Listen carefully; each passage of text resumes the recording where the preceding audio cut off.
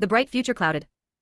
After the veranda's security and comfort had blunted the urgency for new accommodation, the tailor's evening excursions in search of a room to rent became a half-hearted exercise. Ishvar felt a little guilty about this, felt they were taking advantage of Dina's hospitality, now entering its third month. To assuage his conscience, he got into the habit of describing the failures for her in minute detail, the places they visited, the chawls and coolies and sheds they inspected, and how narrowly they missed out. So disappointing, he said, on more evenings than one. Just 10 minutes before we got there, someone took the room. And such a nice room too. But time had tranquilized Dina's worries about the landlord. She was quite content to let the tailors continue sleeping on the veranda. No one could have told her otherwise, not even Zenobia, who was horrified to discover their trunk and bedding there when she dropped in one evening. This is dangerous, she warned.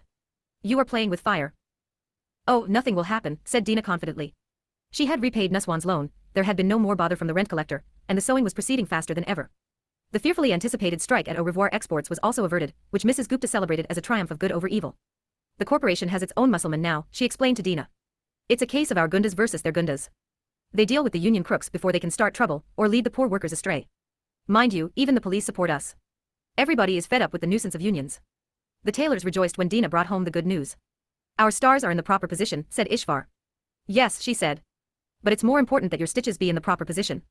Ishvar and OM usually set off on their housing hunt after dinner, and sometimes before, if they were not cooking that day. She wished them good luck but always added see you back soon, and meant it. Manik frequently went along. Left alone, her eyes kept turning to the clock as she awaited their return.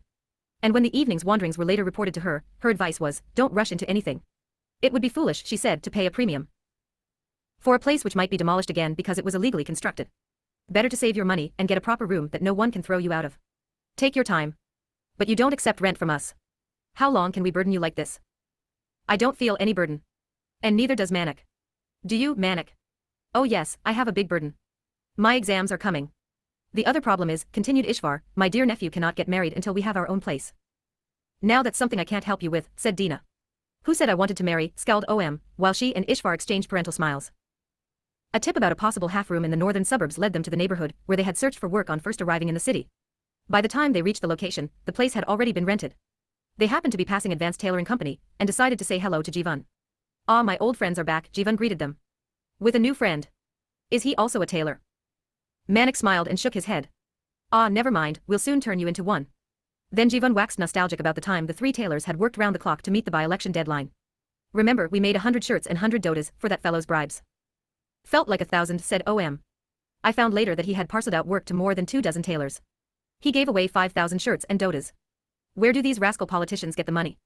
Black money, what else from businessmen needing favors? That's how the whole license permit quota Raj works. It turned out, however, that the candidate was defeated, despite distributing the garments among his most important constituents, because the opposition kept making clever speeches, that there was no crime in using empty hands to accept fine gifts, as long as wise heads prevailed at voting time. He tried to blame me for losing. That the voters rejected him because the clothes were badly stitched. I said, bring it and show me. I never saw him again. Jivan cleared his work from the counter and brushed fluff off his shirt front. Come, sit, drink a little tea with me. The invitation to sit was only a figure of speech. The clutter in the tiny shop made it difficult to take literally. Renovations had been performed since the tailors were last here, and the rear had been partitioned to include a curtain booth for trial fittings. Ishvar accepted a saucer of tea at the counter, Jivan sipped from the cup. The boys took theirs to the outside steps to share. It turned out to be a busy evening for Advanced Tailoring. You have brought me good luck, said Jivan. A family came to order outfits for their 3 little daughters, the mother proudly carrying the bundle of fabric under her arm, the father frowning fiercely. They wanted a blouse and long skirt for each child in time for Diwali. Strumming his lips with one finger, Jivan pretended to study his order book. That's only a month away, he complained. Everybody is in a hurry. He hummed and hawed, produced dentilingual clicks, then said it was possible, but only just. The little girls hopped on their toes with relief and excitement. The fierce father snapped at them to stand still, or he would break their heads. His family paid no attention to the excessive threat. They were used to this paternal aberration of speech. Jivan measured the cloth, a polyester design of peacocks. He frowned grimly, measured again, and pronounced, strumming his lips, that it was insufficient for 3 blouses and 3 long skirts. The children were ready to cry. The bow-legged bastard is lying, whispered OM to Manik. Watch now. He measured a 3rd time and said, with the air of a philanthropist, that there was another option. It will be very difficult, but I can make knee-length frocks. The parents desperately seized the alternative, requesting Jivan to go ahead. He flapped his tape in the air and invited the children forward for measurements. They stood stiffly, like a puppeteer's dolls, turning, raising their heads, lifting their arms with frozen joints. The crook will swipe at least 3 yards from it, maybe 4, murmured OM, vacating the steps to let the family depart. The 3 little girls complained softly that they wanted long skirts so much. Their father hugged them affectionately, threatening to knock their teeth out if they didn't behave. Themselves and the happy family disappeared down the footpath. Jivan folded the cloth and tucked the page with the children's measurements inside it. We tailors have to make a living, no. He sought approval for his performance. Ishvar nodded in a non-committal manner. These customers always expecting too much from us, Jivan tried again, hiding poorly behind banalities. He was plucked out of his awkward moment by the appearance of another client. The woman, scheduled for a trial fitting, was handed the preliminary framework of her silk collie. She disappeared into the booth, drawing the curtain shut. Manik nudged OM, and they turned to watch. The swaying curtain settled a few inches from the floor, where the woman's sari could be seen caressing her sandaled feet. Jivan wagged a finger at them, then leered at the booth himself. A thinner curtain would put spice in my life, said OM. They could hear the gentle tinkling of her bangles. Shush, warned Jivan, snickering. You will cost me a regular customer. The woman's reappearance made them stumble into a guilty silence. They examined her surreptitiously, glancing sideways with heads lowered. Her sari had been left off the shoulders to permit Jivan to review the blouse in progress. Arms raised a little, please, he said, slipping his tape measure under them. Now his tone was clinical, like a doctor asking to see the patient's tongue. Between the collie and the waistline her midriff was bare. She was wearing a hipster sari, in the modern fashion, showing her navel. Manik and OM stared as Jivan recommended 2 tucks at the back and a slightly deeper plunge for the neckline. She returned behind the curtain. OM whispered to Manik that this was the part he missed the most in working for Dynabuy from paper patterns. It gives me no chance to measure women. As if you could do anything while measuring. You don't know how much is possible, Yar. Doing a blouse, especially a tight collie like this one, he said, was heaven because the tape went over the cups. Passing it around and reaching with the other hand to bring it to the front, you had to stand very close to her. This alone was exciting. Then your fingers held the tape in the hollow between the 2 breasts, so you didn't touch her, but it was always possible to graze a little. You had to be careful and know when to press on. If she shrank as soon as the tape touched, it was dangerous to try anything. But some of them did not mind, and you could tell from their eyes and their nipples whether it was safe to move your fingers about. Have you ever done it? Many times. At Muzaffar Tailoring, with Ashraf Cha-Cha. Maybe I really should give up college and become a tailor. You should. It's more fun. Manik smiled. Actually, I'm thinking of continuing college after my year is up. Why? I thought you hated it. Manik was silent for a moment, piano playing on his knuckles. I got a letter from my parents. Saying how much they are waiting for this year to finish, how lonely they are without me, same old rubbish. When I was there they said go, go, go. So I've decided to write that I want to stay for 3 more years, do the degree course instead of the 1-year diploma. You're stupid, Yar. In your place, I would return to my parents as early as possible. What's the point?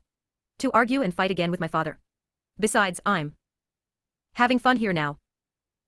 OM inspected his nails and ran a hand through his puff.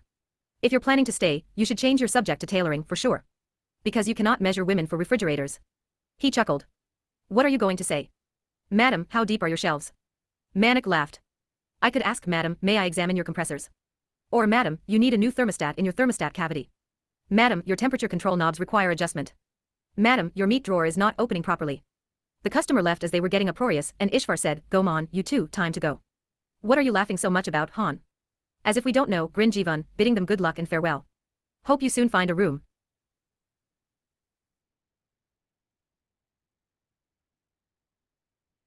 During reading week prior to Manik's exams, the rent collector paid an unscheduled afternoon call. The tailors silenced the sewing machines at the sound of the doorbell. How are you, sister, said Ibrahim, his hand rising fezwards. What is it now, said Dina, barring his way. Rent is already paid this month. Rent is not the problem, sister. Shrinking as he spoke, he blurted in one sentence that the office had sent him to deliver a final notice to vacate in 30 days because they had proof that she was using the flat for commercial purposes despite the warning months ago. Nonsense. What proof do they have? Why get upset with me, sister, he pleaded, tapping the notebook in his pocket. It's all here, dates, times, coming going, taxi, dresses. And more proof is sitting in the back room. Back room? You want to show me? She stood aside and gestured him in. The outright challenge startled him. He had no choice but to accept. Entering with his head bowed, he made for the sewing room. The tailors, frozen at the singers, waited nervously, while Manik watched from his room. This is the problem, sister. You cannot hire tailors and run a business here. He moved his anguished hands to include the other bedroom. And a paying guest on top of that. Such insanity, sister. The office will throw you out for sure. You are talking rubbish. She started the counterattack. This man, she said, pointing to Ishvar, he is my husband. The 2 boys are our sons. And the dresses are all mine. Part of my new 1975 wardrobe. Go, tell your landlord he has no case.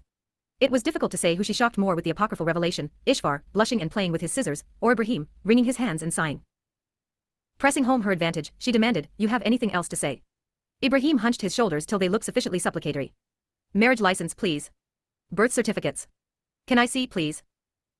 My slipper across your mouth is what you will see. How dare you insult me? Tell your landlord, if he does not stop harassing my family, I'll take him straight to court. He retreated, muttering that he would have to make a full report to the office. Why abuse him for doing his job? He did not enjoy it any more than the tenants did.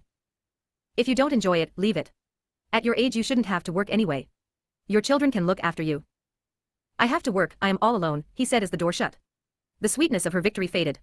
She waited, hearing him panting outside, catching his breath before he could set off. In the moment of his brief words, her own life's lonely, troubled years came rushing back, reminding her how recent and unreliable was the happiness discovered in these last few months. In the back room Ishvar had recovered from the matrimonial surprise. The boys were chortling away, teasing him about the look on his face. You keep talking about a wife for me, said OM, instead you got one for yourself. That was an amazing idea, auntie. Did you plan it in advance? Never mind that, you better plan for your exams. College closed for the 3-week Diwali vacation, and Dina encouraged Manik to be a tourist. All this time it's been home to class and class to home. But there is so much sightseeing in this city. The museum and aquarium and the sculpted caves will fascinate you. Victoria Garden and the hanging gardens are also worth visiting, believe me. But I've seen them before. When? Years ago, with your mummy. You were just a little baba then, you cannot remember anything. You must go again. And you must also visit your Sodawala relatives, they are your mummy's family. Okay, he said indifferently, and did not stir from the flat. That week, the first fireworks of Diwali were heard. Hi Ram, said Ishvar. What a bombardment. This is nothing, said Dina. Wait till the actual date gets closer. The noise delayed bedtime by roughly 2 hours each night, making Manik's empty vacation days longer and emptier. To compensate he tried rising late, but the clamorous dawn, filled with clanging milkmen and argumentative crows, was always victorious. Dina wrote down bus numbers and directions for him. It's very easy to find these tourist attractions, you won't get lost, she said, thinking that perhaps that was what scared him. But Manik did not budge. Fed up with his moping about the house, she began scolding him. All the time indoors, like a glum grandpa. It's not natural for a young man. And you're driving us crazy with your pacing up and down the whole day. His idle presence now began to distract OM, who was once again taking extended tea breaks with him at the Vishram, or playing cards on the veranda, showing a general disinclination to work. Ishvar reproached his nephew, and Dina reprimanded him as well, to no avail. At the end of the week they took a different approach, they decided it would be best to let OM have a vacation too. Expecting him to slog at the singer while his friend waited around was unrealistic.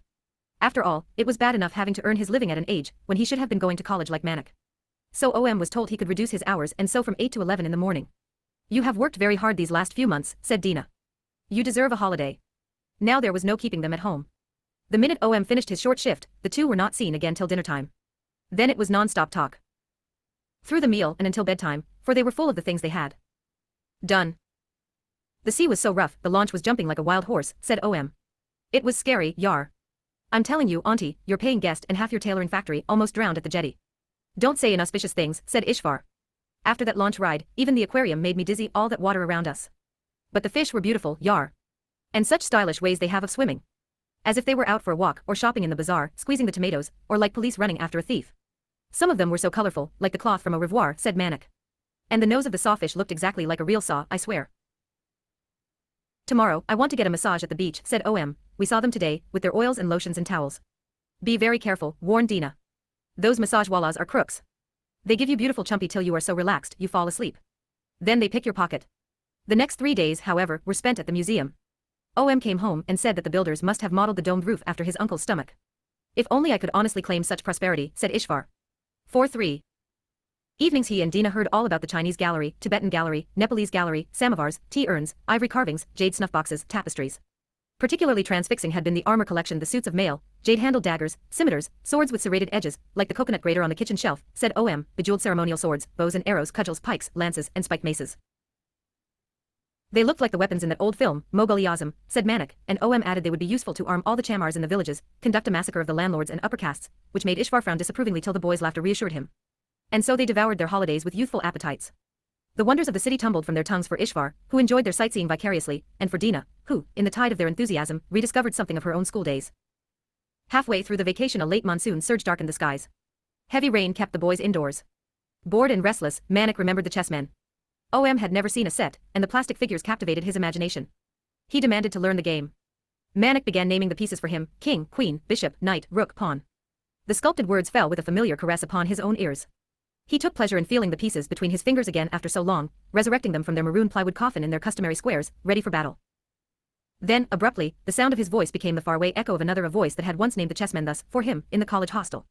He stopped, unable to proceed with explaining the game.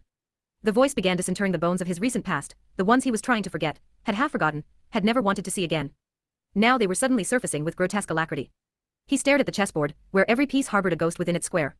32 ghosts began their own moves, a dancing, colliding, taunting army of memories willing to do battle with his will to forget. Then the dancing chessmen changed partners, and it was the face of Avinash smiling at him from all 64 squares.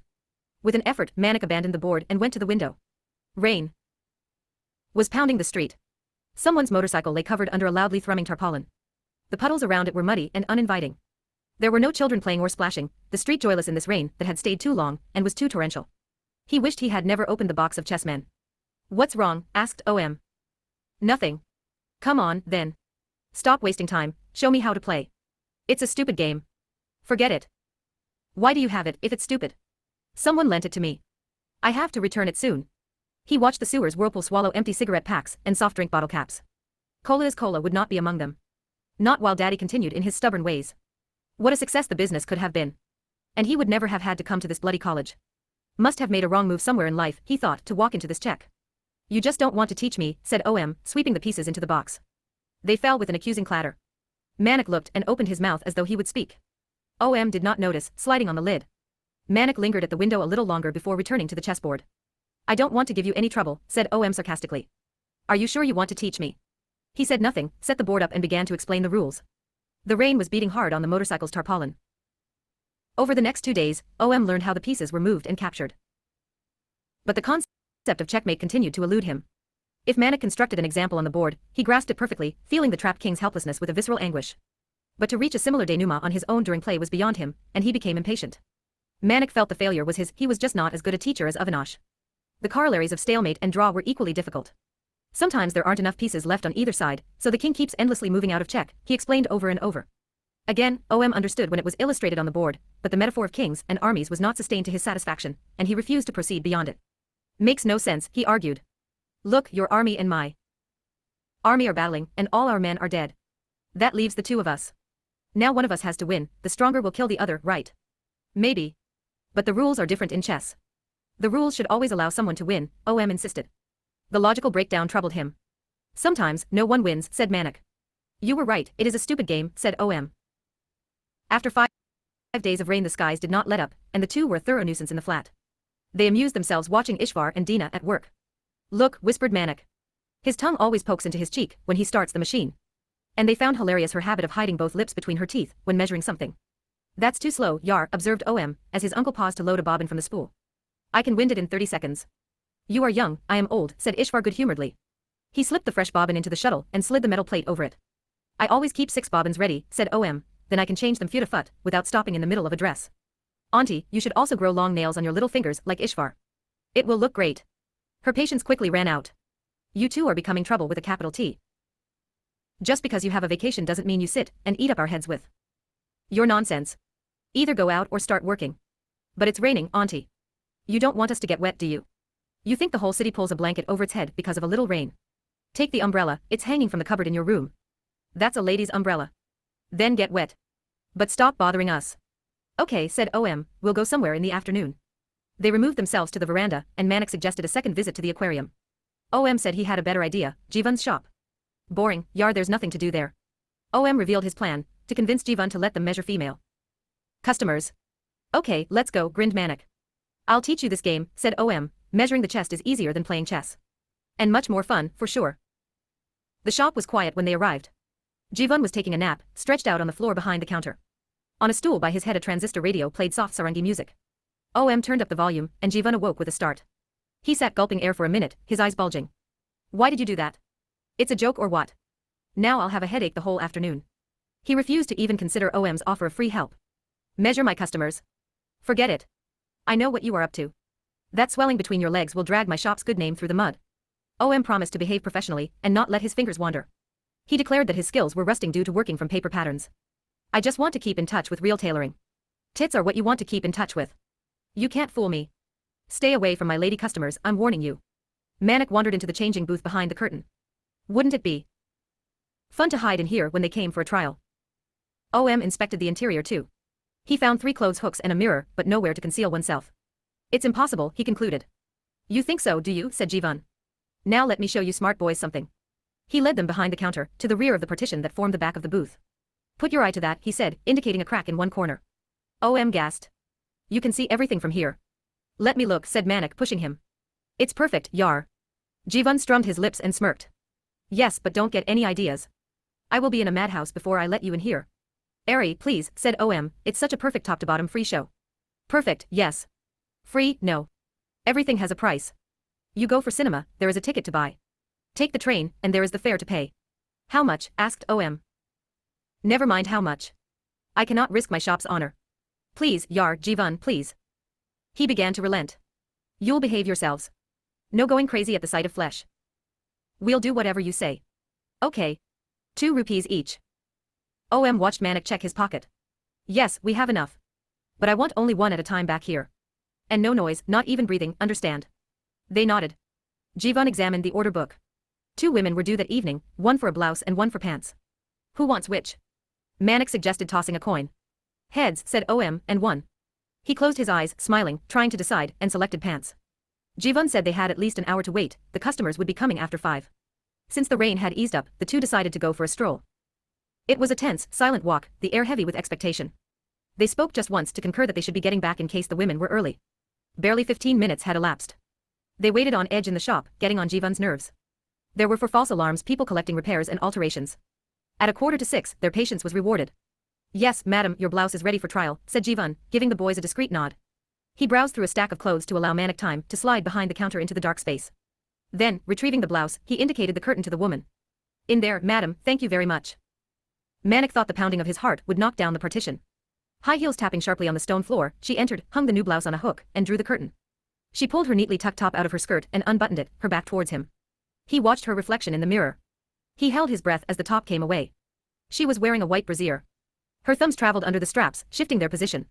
2 red lines upon the skin of her shoulders marked the place. Then she moved her hands behind and unhooked the brassiere. For one insane moment he thought it was coming off. He clenched his fist. But the hook was merely moved to the next loop on the fraying elastic band. She rolled her shoulders a couple of times and adjusted the cups, pushing them higher till they settled snugly, and put on the new blouse. Beads of perspiration rolled down Manik's forehead and stung his eyes. She left the booth. He took the opportunity to inhale deeply. Through the crack past the open curtain, he could see Jivan checking the fit. OM turned suddenly and winked at the crack, putting his hands on his chest and squeezing. The blouse was satisfactory. She returned to change and exited in less than a minute. Manik waited, he could hear Jivan thanking her and providing a final delivery date. Then the high heels tapped their way down the steps, and he emerged from the hiding place. He wiped his brow on his sleeve, shaking out the shirt underneath his armpits. It's so hot behind the partition. Don't blame the partition. Your heat rises from your lower part, laughed Jivan. He gestured for the money, and Manik paid up. How was it? Asked OM, what did you see? It was great. But she was wearing a bra. What did you expect? Said Jivan. My customers are not low-class village women. They work in big offices, secretaries, receptionists, typists. They apply lipstick and rouge, and wear top-quality underwear. OM had to wait another half-hour before his customer arrived. He sidled nonchalantly past the counter, disappearing before Jivan found the garment and directed the woman into the booth. When she stepped out, Manik wished he could have opted for this one. The way the new pants hugged her thighs and gripped her crotch brought a lump to his throat. Jivan knelt before her to verify the inseam, and Manik swallowed hard. She returned behind the curtain. Seconds later, there was a muffled thud and a scream. Jivan jumped. Madam. Is everything all right? I heard a noise. From the back. Please madam, it's all right, I promise you, he groveled with masterful calm and speed. It's only rats. Please don't worry. She came out flustered, flinging the pants on the counter. He reverently restored them to their hanger. I'm very sorry you were frightened, madam. Rats are such a problem wherever you go in the city. You should do something about it, she said angrily. It's not nice for your customers. Yes, madam. Sometimes it hides in the boxes behind the partition and makes a noise. I'll have to spread more poison for it. He apologized again and saw her off. OM emerged wearing a sheepish smile, quite ready to be teased about his trouser rat. Jivan clipped him viciously over the head. Sala idiot. Such huge trouble you could have made for me. What caused the noise? Sorry, I slipped. Slipped? What filthy things were you doing that you slipped? Get out, both of you. I don't want to see you again in my shop. Manik tried to placate Jivan by offering the 2 rupees for OM's viewing, but that only aggravated him further. He swept the hand aside and looked ready to strike him. Keep your money. And keep this troublesome boy out of my shop. He pushed them through the door and down the steps. They were subdued as they walked up the lane to the main road. A crow shrieked from a window ledge. The sobering effect of Jivan's rage was deepened by the evening light lapping at the hem of darkness. Street lamps started to flicker tentatively yellow buds, intimating the arrival of the full glow. Something scampered across their path into an alley. Look, said Manik. There goes Madam's rat. They caught a flash of pink skin through the rodent's diseased fur, patchy and mange-eaten. It's searching for advanced tailoring, said OM, wants to order a new suit. They laughed. The rat disappeared into the alley's darker recesses where a gutter gurgled. There were sharp squeaks and sounds of splashing. They headed for the bus stop. So tell me, Manik nudged with an elbow. What were you doing in there? Smiling wryly, OM made a fist and moved it up and down. A short laugh that was more like a cough broke from Manik. Ahead, something spattered onto the crowded pavement from an upper-story window. Pedestrians who had been soiled screamed at the building. They reached the entrance steps and raced upstairs, though it was impossible to know which window was hiding the culprit. Did you see much? Asked Manik. Everything. Her new pants were so tight, when she pulled them down her knickers went down as well. Manik kicked a stone into the gutter. You saw the hair? OM nodded. It was a real bush. He used both hands to describe it, wriggling his fingers to emphasize a rich thicket. Have you ever seen one? Only once. A long time ago. We used to have an Aya when I was small. I climbed on a chair while she was bathing and looked through the ventilator over the door. It scared me. It seemed fierce, as though it was going to bite. OM laughed. It wouldn't scare you now, for sure. You'd jump right into it. Just give me a chance. They waited for the signal change to cross the road. At the edge of the footpath, two policemen held up a rope, taut between them, keeping the crowds from spilling into traffic. People surged against the barrier like waves testing the shoreline. The policemen dug in their heels, straining, shouting, containing the impatient homeward-bound flock.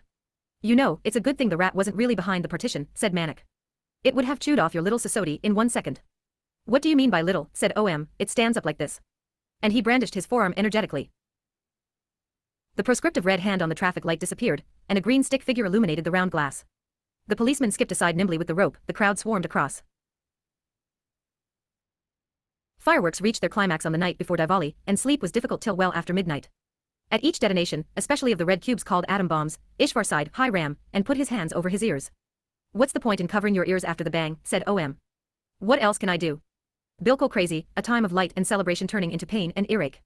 Is this any way to welcome Lord Ram back to Ayodhya from his exile in the forest? The problem is too much wealth in the city, said Dina. If people must make smoke of their money, I wish they would do it prettily. She flinched as another atom bomb exploded. If I was in charge, only sparklers, fountains and chakardis would be allowed. Hanji, but the great religious experts will tell you that it wouldn't be enough to frighten away the evil spirits, said Ishvar sarcastically. These atom bombs will scare the gods as well, she said, retreating from the veranda. In Lord Ram's place, I would run straight back to the forest rather than face the explosions of these fanatics. With a plug of cotton wool in each ear, she started to work on the quilt. Ishvar followed her in a few minutes, sitting with his hands over his ears, and she got cotton wool for him too. At the next boom he beamed, to say it was working. Manik and OM refused to relinquish the veranda, though they stuck fingers in their ears if a Ravella began preparing a string of red cubes.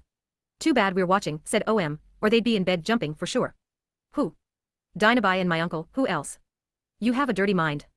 Yes, I do, said OM. Listen, a riddle for you. To make it stiff and stand up straight, she rubs it. To make it slick and slide it in, she licks it. What is she doing? He was laughing before he had finished reciting the question, while Manik hushed him with a finger to his lips. Come on, answer. What's she doing? Fucking, what else? Wrong. Give up. She's threading a needle, said OM smugly, as Manik clapped a hand to his forehead.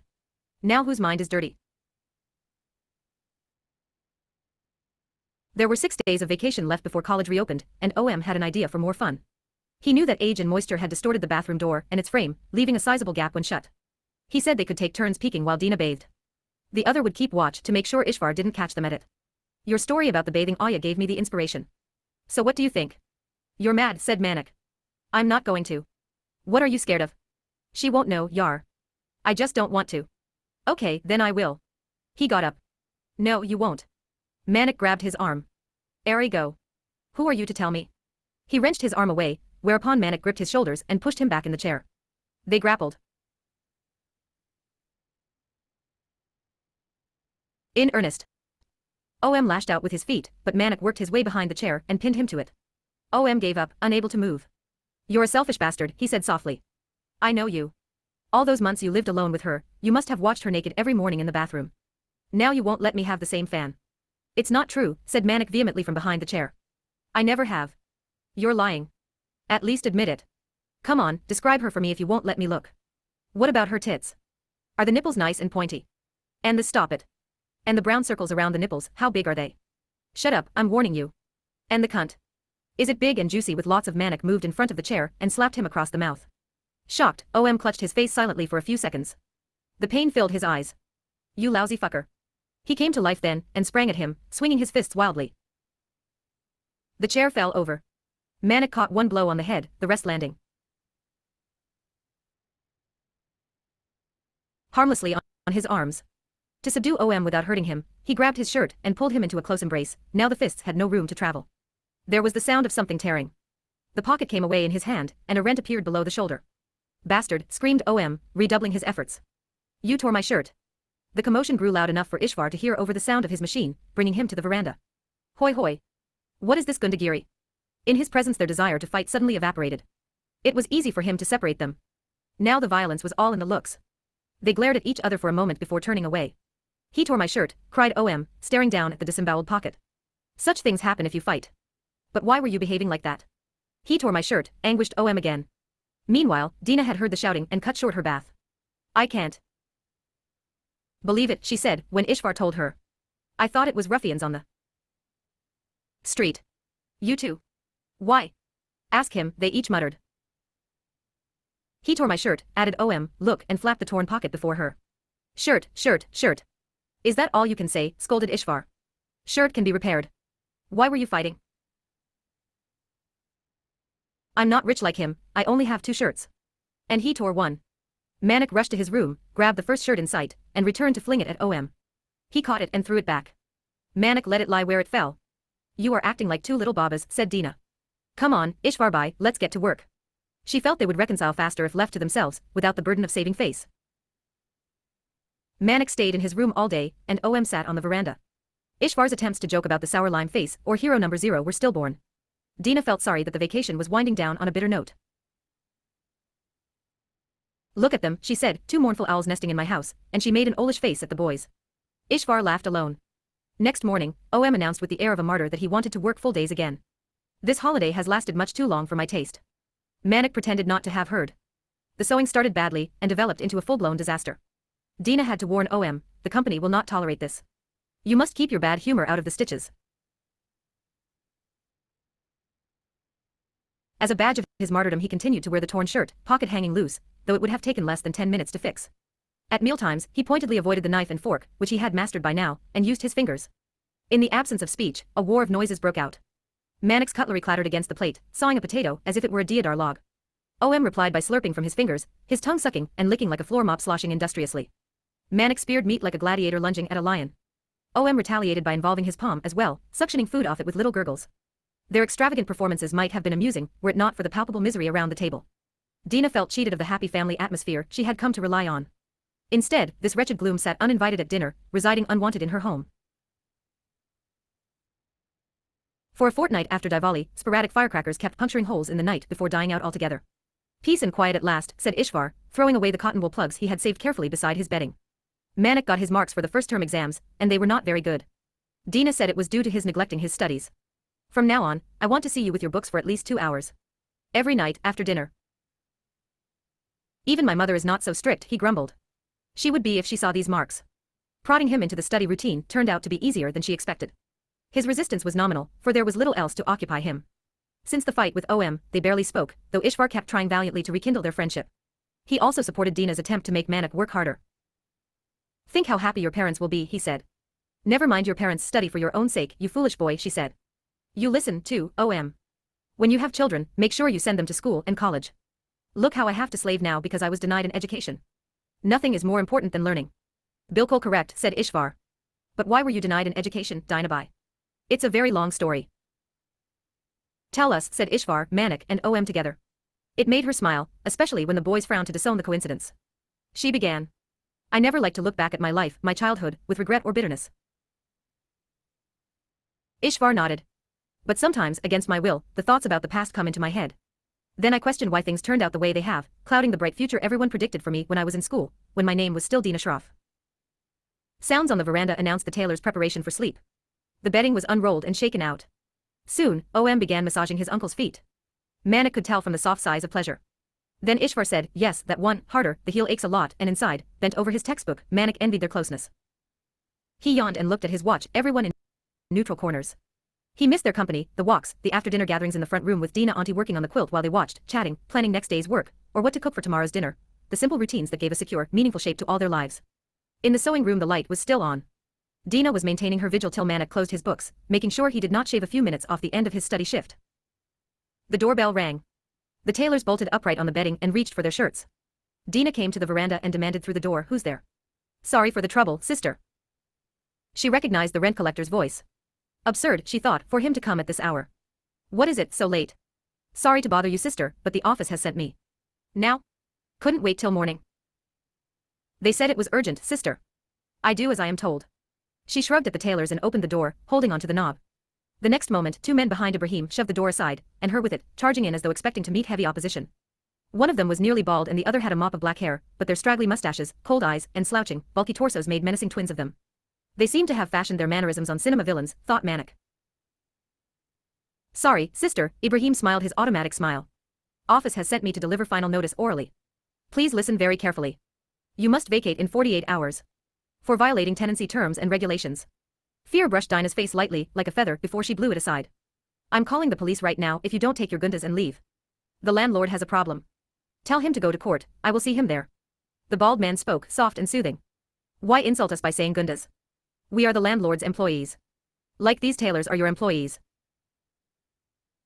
The other one said, "We are acting in the place of courts and lawyers. They are a waste of time and money. These days we can produce faster results." He had a mouthful of pan, and spoke with difficulty, dark red trickles escaping the corners of his lips. "Ishvarbai, run to the corner," said Dina. "Fetch the police." The bald man blocked the door. Trying to get past him, Ishvar was sent reeling to the other end of the veranda. "Please, please." "No fighting," said Ibrahim, his white beard trembling with his words. "If you don't leave I'm going to start screaming for help," said Dina. "If you scream, we'll make you stop," said the bald partner in a reassuring tone. He continued to guard the front door while the panchoing man sauntered into the back room. Ibrahim, Dina, and the tailors followed helplessly. Manik watched from his room. The man stood motionless, looking around as though admiring the place. Then he exploded. He picked up one of the stools and began battering the sewing machines with it. When its wooden legs fell apart, he continued with the second stool till it, too, had shattered. He tossed it aside, kicked over the singers, and started to rip the finished frocks stacked on the table, pulling them apart at the seams. He was struggling now, new cloth, and fresh stitches did not give easily. "Tear, Mattercod, tear," he muttered, addressing the dresses. Ishvar and OM, paralyzed up to now, rediscovered movement and rushed to rescue the products of their labor. They were both flung back like bundles of cloth. "Stop him," said Dina to Ibrahim, grabbing his arm and pushing him towards the fray. "You brought these gundas. Do something." Ibrahim wrung his hands nervously and decided to gather the wrecked frocks.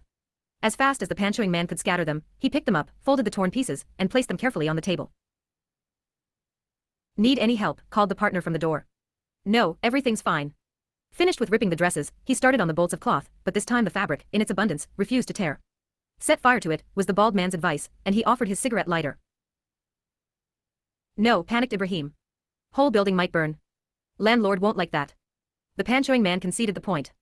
Unfurling the cloth in a heap upon the floor, he sprayed it with the pan juice his mouth had worked up. There, he grinned at Ibrahim. "My red nectar is as fiery as flames." Pausing to survey the room, he spied the pinking shears that Ashraf Chacha had gifted to the tailors. He examined them. "Nice," he said appreciatively, and lifted his hand to fling them out the window. "No," screamed OM. The Gunda laughed and released the tailor's dearest possession. The crash of the shears landing on the pavement came through the window as OM rushed at him. The puny attack amused the man before he decided to end it, slapping OM twice, then punching him in the stomach. "You bastard," said Manik. He grabbed the pagoda umbrella hanging from the cupboard and went after OM's assailant. "Please." "No fighting," begged Ibrahim. "There is no need for fighting." The man took a whack on his shoulder, noticed the steel shaft's formidable point, and dodged around the fallen sewing machines. Manik feinted, relishing his superiority, while the man jerked backwards. He feinted again, and whacked him twice over the head. The bald man entered the room quietly. Standing behind them, he pulled out a flick knife and held it open, pointing to the ceiling. Like a film actor, thought Manik, starting to tremble. "Okay, Bacha," said the bald man in his soft voice. "Your little fun is over." The others turned to look. Dina screamed when she saw the knife, and Ibrahim was furious now. "Put that away. And get out, both of you. Your work is done, I am in charge." "Shut up," said the bald man. "We know our job." His partner snatched away the umbrella and drove his fist into Manik's face. Manik fell against the wall. Blood trickled from his mouth in a painful reflection of the pond juice oozing from the other's lips. Stop it. I was present when you got your orders. There was nothing about beatings and knives. The rent collector stamped his foot and shook his fist. The impotent rage entertained the bald man. Are you killing cockroaches with your shoe? He laughed, feeling the blade with his finger before retracting it. Then he snapped it open again and slashed Dina's pillows and mattress. He threw them about, watching the stuffing scatter. The sofa cushions in the front room were treated similarly. There, he said. Now the rest is in your hands, madam. You don't want us to return with a second notice, do you? The other fellow kicked Manic's shins in passing. Giving his pawn a final workout, he spat on the bed and around it, emptying his mouth over as much of the room as possible. Are you coming or not? He asked Ibrahim. Later, he said, frowning angrily at them. I have not finished. The front door closed. Dina regarded the rent collector with loathing and went to Manic, where Ishvar was cradling him, holding his head, asking if he was all right. Ibrahim followed close behind, whispering repeatedly, forgive me, sister, like a secret prayer. Manic's nose was bleeding and the upper lip was cut. He checked with his tongue, no teeth were broken. They wiped the blood with scraps lying around the sewing machines. He tried to mumble something and rose groggily. Don't talk, said OM, who had got back his wind, it will bleed more. Thank God the knife wasn't used, said Dina. The sound of shattering glass came from the front room. Ibrahim ran to the veranda. Stop it, you fools, he yelled. What's the idea? That will only cost the landlord. A few more stones broke the remaining window panes, then there was silence. They helped Manic to the basin to wash his face. I can walk by myself, he muttered. After cleaning him up a bit, they led him to the sofa with a cloth pressed to his nose. What that lip needs is ice, said Dina. I'll buy some from Vishram, volunteered OM. Not necessary, said Manic, but was overruled by the others. A 10 paisa lump would be enough, they decided. Ibrahim quickly fished a coin out of his sherwani and offered it to OM. Don't touch his money, ordered Dina, fetching her purse. The rent collector pleaded for its acceptance before dropping the coin back in his pocket. Waiting for OM to return, they contemplated the damage. Fluff from the shredded cushions floated around, settling slowly to the floor. Dina picked up the slashed casings. She felt dirty, as though the Gunda's hands had molested her own being. The ripped dresses and pond-soiled bolts began bearing down heavily on her. How would she explain to au revoir? What could she possibly tell Mrs. Gupta? I am finished, she said, on the verge of tears. Maybe the frocks can be repaired, Dinabai, said Ishvar, making an effort to console her. And we can wash off the red stuff. But his words sounded so hopeless, even to himself, that instead he turned on Ibrahim. You have no shame. Why are you trying to destroy this poor lady? What kind of monster are you? Ibrahim stood contritely, ready to listen. He welcomed the revilement, desired an excess of it to salve his guilt. Your beard is pure white but your heart is rotten, said Ishvar. You wicked, sinful man, hissed Dina. A disgrace to old age. Please, sister. I did not know that you did this. You brought those gundas. She shook with fear and rage. Ibrahim could control himself no longer. Putting his hands over his face, he made a peculiar sound. It was not immediately apparent that he was trying to cry noiselessly. It's no use, his voice broke. I cannot do this job, I hate it. Oh, what has my life become? He felt under the sherwani and pulled out his kerchief to blow his nose. Forgive me, sister, he sobbed. I did not know when I brought them that they would do such damage. For years I have followed the landlord's orders. Like a helpless child. He tells me to threaten somebody, I threaten. He tells me to plead, I plead. If he raves that a tenant must be evicted, I have to repeat the raving at the tenant's door. I am his creature. Everybody thinks I am an evil person, but I am not. I want to see justice done, for myself, for yourself, for everyone. But the world is controlled by wicked people, we have no chance, we have nothing but trouble and sorrow. He dissolved completely. Ishvar took his arm and led him to a chair, his resentment softening. Here, sit down and don't cry. Doesn't look nice. What else can I do but cry? These tears are all I have to offer. Forgive me, sister. I have harmed you. Now the Gundas will return after 48 hours. They will throw your furniture and belongings on the pavement. Poor sister. Where will you go? I won't open the door for them, that's all. Her childish assertion touched Ibrahim, and he began weeping again. It won't stop them.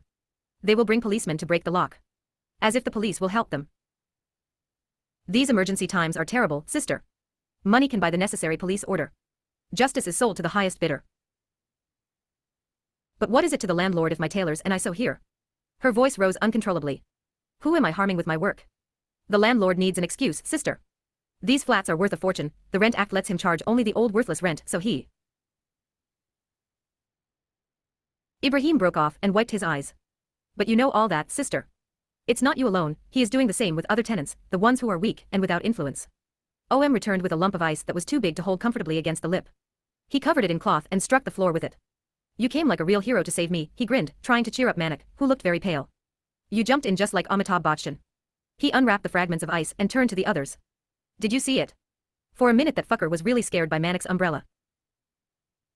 Language, said Dina. Manik smiled, which stretched the cut lip. He restrained himself and took a piece of ice. That's it, that's your new name, said OM, Umbrella Bachchan. What are you waiting for? Dina turned angrily to the rent collector again. You tell your landlord, I am not leaving, I won't give up this flat. I don't think it will help, sister, said Ibrahim sorrowfully, but I wish you best of luck, and he left. Manik said he did not want to create trouble for Dina auntie with his presence. Don't worry about me, he uttered with minimum lip movement. I can always return home. Don't talk like that, she said. After all these months, more than halfway to your diploma, how can you disappoint your parents? No, he is right, said Ishvar. It's not fair, all this suffering for you because of us. We will go back to the night watchman. Stop talking nonsense, all of you, snapped Dina. Let me think for a minute. She said they were missing the point. You heard Ibrahim's words, the landlord just wants an excuse. Your going away will not save my flat. The only thing she could count on, in her opinion, was her brother's ability to straighten out the dispute with money, smooth words, or whatever it was that he was so good at using in his business dealings. Once again, I'll have to swallow my pride and ask for his help, that's all. 12.